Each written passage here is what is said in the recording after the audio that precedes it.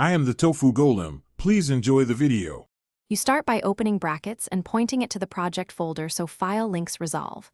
Once done, create or open an HTML file and save it immediately with HTML. Do the same for CSS and JS files. You should enable Live Preview now to see changes in the browser as you type.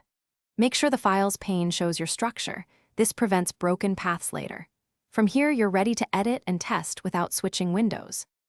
You'll work inside the editor using Quick Edit to open related CSS or JS inline.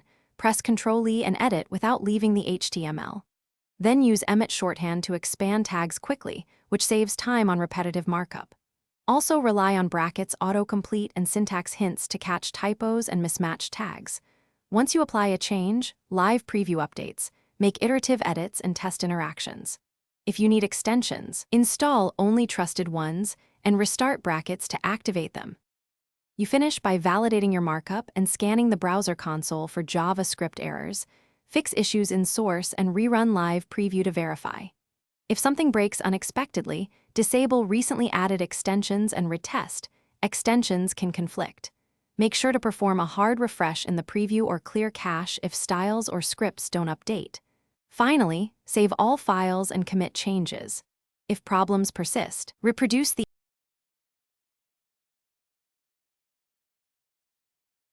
Thanks for watching. Consider subscribing if we helped you today.